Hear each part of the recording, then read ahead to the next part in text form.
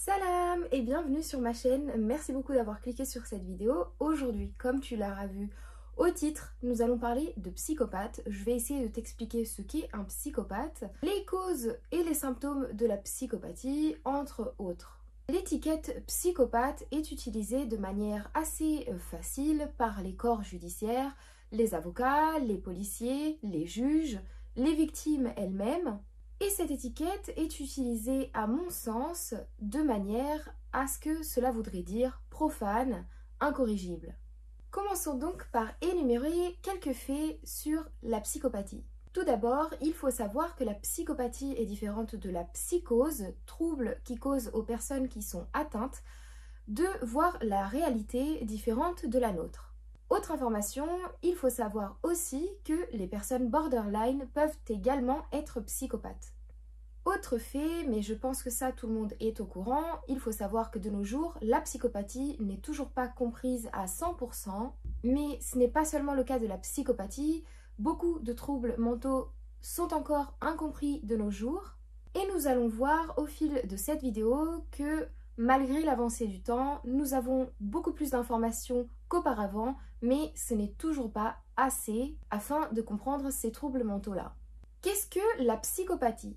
La psychopathie est fortement corrélée à une activité neuronale aberrante dans certaines parties du cerveau. Ces causes peuvent être soit génétiques ou soit dues à des troubles du comportement précoce. Les chercheurs dans le domaine de la psychopathie ont accepté le fait que les personnes psychopathes ont déjà une prédisposition à cela ou alors ont, comme je viens juste de le dire, un problème lié à un trouble de développement précoce. Quelque chose s'enclenche à un moment donné de leur vie et ce qui fait qu'elles deviendront psychopathes plus tard lorsqu'elles agissent avec un environnement très pauvre. De nombreuses études ont établi un lien entre la psychopathie et des enfants ayant grandi dans des environnements pauvres, des enfants victimes d'abus physiques ou d'autres sortes. Par ailleurs, ces enfants grandissent avec un risque accru de suicide. Néanmoins, aucune étude n'établit un lien direct entre l'environnement de vie du psychopathe et la psychopathie. Au contraire, un article du professeur Robert R. présenté en 1990 démontre que, en moyenne, il n'y a pas de différence détectable entre les environnements familiaux d'une personne psychopathe et d'une personne non psychopathe qui sont incarcérées. Néanmoins, il y a quand même également des preuves indiquant que même si un jeune psychopathe n'a pas de guérison possible, l'environnement dans lequel il grandit a un fort impact avec sa psychopathie. Ceci fait que certains psychopathes vivent parmi nous et ne se tournent pas forcément vers la criminalité parce que oui, tous les psychopathes ne sont pas des tueurs et tous les tueurs ne sont pas des psychopathes, c'est un mythe. Maintenant que tu sais un peu plus sur la psychopathie, intéressons-nous à l'origine du mot psychopathe. Initialement, les médecins spécialisés dans les troubles de la psychopathie étaient eux-mêmes définis en tant que psychopathes, tout simplement car cela était lié à l'étymologie du mot homéopathie. Homéopathie, homéopathe, donc psychopathie, psychopathe. Par conséquent, dans les registres médicaux de 1988, les institutions médicales s'occupant des personnes ayant ce trouble étaient appelées de institutions psychopathes. On peut dire que ça n'a pas du tout le même sens de nos jours. Il faut également savoir que jusque dans les années 40, il était tout à fait cohérent d'utiliser le terme psychopathe pour décrire tous troubles mentaux confondus. Le psychiatre allemand von Feuchtersleben a en 1945, dans son livre « Les principes médicaux de la psychologie », utilisé le terme psychopathe et le terme psychose dans ce sens-là. En ce qui concerne l'étymologie du mot, il provient du mot allemand psychopathisch, créé à partir du mot grec psyché qui signifie esprit et du mot pathos qui signifie souffrance. Sa première utilisation a été attribuée à un psychiatre allemand justement, qui est le professeur Koch, en 1988, et cela veut dire littéralement âme souffrante. Je vais maintenant profiter pour placer là quelques chiffres intéressants à savoir. La psychopathie est présente partout dans le monde, peu importe le groupe ethnique, la culture, l'origine, etc. Mais il faut savoir que 1% de la population masculine mondiale est considérée comme psychopathe et ce chiffre descendrait entre 0,3 et 0,7% concernant les femmes. Aussi, les psychopathes sont 20 à 25 fois plus susceptibles de finir en prison qu'une personne non psychopathe, 4 à 8 fois plus susceptibles de récidiver violemment comparé à une personne non psychopathe et sont résistants à la plupart de toute forme de traitement. 4,5% des adultes seraient concernés par ce trouble, mais les auteurs de l'étude qui affirment ce chiffre précisent que cela dépend du type d'échantillon de la population étudiée et de la manière utilisée pour définir la psychopathie. Selon la PCLR, établie par le professeur Robert R., ce chiffre tomberait à 1,2%. Peu importe où l'on se situe concernant la question s'il est possible ou pas de guérir une personne atteinte de ce trouble-là, il ne fait aucun doute que la personnalité psychopathe a grossièrement déformé l'enquête. Les psychopathes sont non seulement plus susceptibles d'avoir commis des crimes violents, mais ils sont étonnamment aussi plus susceptibles d'obtenir une libération conditionnelle comparée à une personne non psychopathe, étant donné qu'ils sont très doués pour manipuler. Mais bien que ce trouble existe, et c'est un fait, il ne s'élève pas au niveau d'une excuse afin que ces personnes ne soient pas punies pour leurs actes, et la justice ne doit pas passer à côté de ça, notamment en ce qui concerne leur punition. C'est pour cette raison que les personnes travaillant dans les établissements carcéraux ont une obligation morale non seulement envers les prisonniers, mais aussi envers les prisonniers qui vont potentiellement être libérés. Ils ont l'obligation de tout faire dans la limite des objectifs punitifs d'emprisonnement pour éviter plus tard une potentielle récidive. Surtout lorsque l'on sait qu'un psychopathe a plus de chances de récidiver et surtout de récidiver violemment. Une diminution, ne serait-ce qu'une toute petite diminution de la récidive des psychopathes, réduirait considérablement les ressources consacrées au service pénitentiaire. Et là, je ne parle même pas du risque que l'on encourt à être de potentielles victimes d'un psychopathe. Passons maintenant au vif du sujet et parlons des signes de la psychopathie. D'après le manuel de diagnostic des statistiques des troubles mentaux et l'OMS, 6 signes caractérisant la personne psychopathe ont été identifiés et les voici. Je prends mes notes. Numéro 1. Indifférence froide. Les psychopathes ne sont pas des personnes sensibles et donc il sera impossible de les faire réagir via leurs sentiments. Irresponsabilité, souvent revendiquée par les personnes psychopathes, au mépris des règles et des contraintes sociales. 3. Difficulté à entretenir une relation avec autrui. Ça, c'est plutôt paradoxal étant donné qu'une personne psychopathe aura plus de facilité à nouer des liens, mais par contre, leur relation ne durera pas dans le temps. 4. Intolérance à la frustration. Ils ne supportent pas de ne pas avoir ce qu'ils veulent et deviendront donc plus facilement plus agressifs. 5. Absence de culpabilité. Aucune remise en question après avoir effectué le crime, et même avec la sanction, ça ne les fait toujours pas réfléchir. Numéro 6. Tendance à blâmer autrui. Ils expliqueront de manière très rationnelle la difficulté qu'ils ont à interagir avec la société et de manière très convaincante, ils vont rejeter la faute sur les autres personnes. J'en profite pour préciser ici que la psychopathie a tendance à apparaître dès l'enfance et affecte tous les aspects de la vie de la personne atteinte. Maintenant, petite parenthèse sur comment fonctionne l'esprit d'un psychopathe violent. Les psychopathes qui prennent la voie du crime ont tendance à reproduire certains schémas observés par les psychiatres et les psychologues légistes. Ce processus peut évoluer au fil des mois, voire des années. Le psychopathe, avant même de commettre l'acte, il commence déjà à fantasmer. Il fantasme déjà sur l'acte à commettre, sur la réponse qu'aura la victime à son agression. Il commencera donc alors à surveiller sa victime, ainsi nourrissant encore plus ce fantasme. Il est d'ailleurs très courant que le psychopathe garde des objets ou même des parties du corps, pour les versions plus trash, de la victime afin de pouvoir plus tard revivre l'extase qu'il a ressentie lors de l'agression.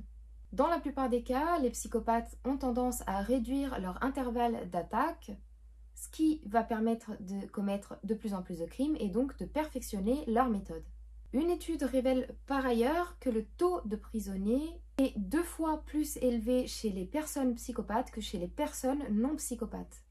La psychopathie est un trouble de la personnalité et non un trouble psychologique, et cela apporte tout son intérêt dans la psychologie criminelle étant donné que les psychopathes ne respectent aucune éthique morale, familiale ou sociale et donc forcément ils ont tendance à commettre plus de délits criminels.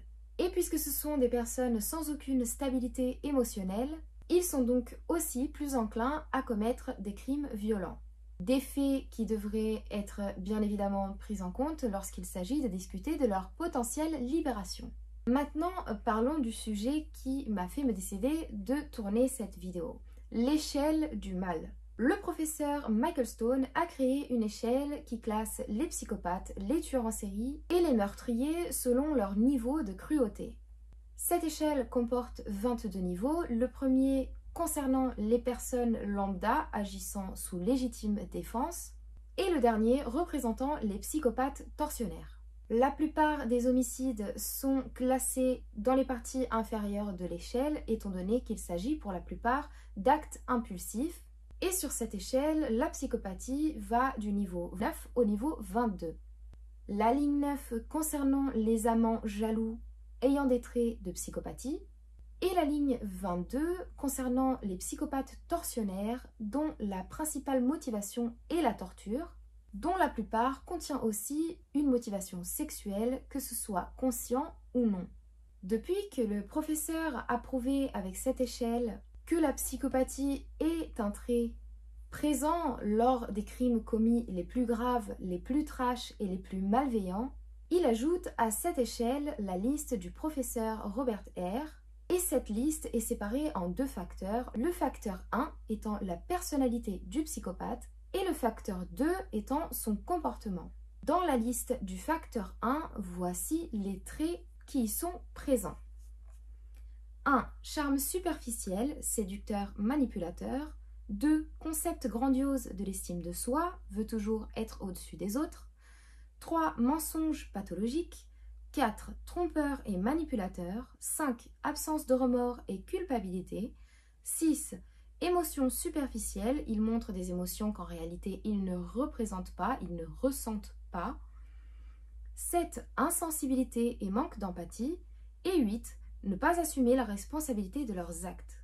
Dans la liste du facteur 2 et donc du comportement, voici les traits suivants. 1. Mode de vie parasitaire, pas de sens, pas d'organisation. 2. Faible contrôle émotionnel. 3. Absence d'objectifs à long terme. 4. Impulsivité. 5. Irresponsabilité. 6. Délinquance juvénile. 7. Troubles du comportement précoce. Et 8. Besoin de stimulation car il s'ennuie facilement. Maintenant que tout ça est énuméré, passons maintenant aux faits et aux mythes sur les psychopathes. Si tu t'identifies toi-même ou un proche aux traits que je vais citer prochainement, cela ne veut pas dire forcément que tu es un psychopathe, mais si toi ou un proche vous vous identifiez à beaucoup de traits que je vais énoncer, par précaution, vous pouvez toujours demander l'aide d'un professionnel. Commençons donc par les faits. Les psychopathes ont des lésions. C'est vrai, de plus en plus de chercheurs affirment que le cortex préfrontal, zone du cerveau utilisée lors du jugement social, est une zone endommagée chez beaucoup de psychopathes. Élément intéressant lorsque l'on sait que plus de 60% des psychopathes ont subi des agressions physiques lors de leur enfance et donc potentiellement des coups à la tête qui auraient pu causer ces endommagements. À savoir que des dommages dans cette zone du cerveau ainsi que d'autres zones du cerveau comme par exemple l'hypothalamus peuvent causer des attaques spontanées de violence. Les psychopathes prennent de la drogue. Bien que l'alcool soit accepté socialement, eh bien il s'agit quand même d'une drogue et consommée en trop grande quantité, cela provoque une addiction et bien évidemment c'est nocif. Les statistiques du FBI affirment aussi que plus de 70% des psychopathes ont grandi dans des foyers où les problèmes de drogue étaient présents. Malgré cela, peu sont nombreux les tueurs en série psychopathes qui eux-mêmes consomment de l'alcool ou toute autre drogue, bien que bien évidemment ils aient testé presque tous lors de leur adolescence. Les psychopathes ont subi des abus psychologiques lors de leur enfance. C'est vrai, lors d'interviews, on peut constater que plus de 50% des psychopathes ont subi lors de leur enfance des abus psychologiques, émotionnels, des abandons et des négligences. Et être humilié ou négligé lors de l'enfance, on le sait, ça provoque chez l'adulte un manque de sensibilité. Cela va provoquer chez l'adulte une instabilité. Il est donc commun de les voir souvent changer de travail, de relation, puisqu'ils ont du mal avec les émotions, ils ont du mal avec la stabilité. Les psychopathes ont subi des abus sexuels lors de l'enfance. Plusieurs études le démontrent et il est bien évident que les abus sexuels lors de l'enfance ont un énorme impact négatif sur le développement de l'enfant. Et encore une fois, plusieurs tueurs en série psychopathes affirment avoir subi ce genre d'abus ou alors avoir été témoins de voir des membres de leur famille subir ce genre d'abus. Cela provoque chez eux, en tant qu'adultes, des fantasmes violents persistants. Les psychopathes ont eu de l'hérésie nocturne. On connaît tous cet enfant qui a fait pipi au lit très tard. Eh bien, contrairement à maintenant, avec l'éducation positive, avant, il était très compliqué d'accepter que son enfant fasse pipi au lit après plus de 5 ou 6 ans. Et donc, certains enfants subissaient des moqueries, de la pression de la part de leurs parents. L'enfant se sentait humilié et enfuyait ce sentiment au plus profond de lui, ce qui provoquerait plus tard de la violence. 57% des tueurs en série psychopathes avouent avoir fait pipi au lit jusqu'à très tard. Donc, ça serait peut-être un élément à prendre en compte. Les psychopathes grandissent isolés. C'est vrai, étant donné que ces personnes grandissent le plus souvent dans des foyers dysfonctionnels, ils sont souvent placés dans des institutions jusqu'à leurs 18 ans, qui les font grandir en tant que des personnes antisociales, et donc évidemment sans aucun sentiment envers autrui. Les psychopathes ont des fantasmes de contrôle et de violation. C'est vrai, beaucoup de tueurs en série psychopathes avouent fantasmer sur des traumas qu'ils ont vécus eux-mêmes, mais en s'imaginant que c'était eux l'agresseur. Leurs fantasmes peuvent aller jusqu'à fantasmer de commettre un meurtre. Une fois le meurtre commis, le fantasme sera sur le prochain meurtre à venir, et puis comment s'améliorer de meurtre en meurtre. Les psychopathes ont des pulsions auto-érotiques. C'est vrai, la plupart des psychopathes affirment ne pas avoir eu une adolescence lambda où ils faisaient des soirées et des fêtes, ils étaient mélangés à d'autres adolescents, et étant donné qu'ils n'ont pas eu de relations sexuelles avec d'autres adolescents, ils se tournent alors soit vers la pornographie ou alors vers la masturbation. Les psychopathes sont des voyeurs. C'est aussi vrai, beaucoup de psychopathes avouent leur voyeurisme depuis leur plus jeune âge. Cela reste un fantasme jusqu'au jour où ils passent à l'acte et s'introduisent par effraction chez la victime afin de commettre un viol puis un homicide. À savoir que 90% assument avoir commencé leur fantasme avec des animaux. 90%, je trouve ça énorme. Passons donc maintenant aux mythes, et il y en a 3. Mythe numéro 1, les psychopathes sont solitaires et isolés. Eh bien c'est faux, tout le monde n'est pas Jeffrey Dahmer, tout le monde n'habite pas dans un appartement dégueulasse, miteux, avec une ambiance bizarre. Et ils n'habitent pas forcément seuls, certains psychopathes ont une famille, un travail, une maison, et se fondent très bien dans notre société. Mythe numéro 2, les psychopathes tuent partout. Eh bien non, en réalité, ils ont une zone géographique assez restreinte. Ils opèrent souvent dans le même périmètre, c'est un peu comme leur zone de confort. D'ailleurs, leur premier crime, ils le commettent près de chez eux puisque c'est une zone qui leur est familière. Et éventuellement, avec le temps, ils finiront par étendre leur zone. Troisième et dernier mythe, les psychopathes ont des maladies mentales ou sont des génies. Eh bien, c'est pas vrai puisque la plupart des psychopathes présentent des troubles du comportement et ça, ce ne sont pas des maladies mentales. D'ailleurs, c'est pour cette raison qu'ils sont tout à fait aptes à se faire condamner parce que, étant donné qu'ils sont conscients que ce qu'ils commettent c'est un crime, eh bien, ils sont aptes à se faire juger. De plus, eh bien non, ce ne sont pas des génies puisque en réalité, pour la plupart d'entre eux, ils ont des notes très modestes lorsqu'ils passent des tests de QI.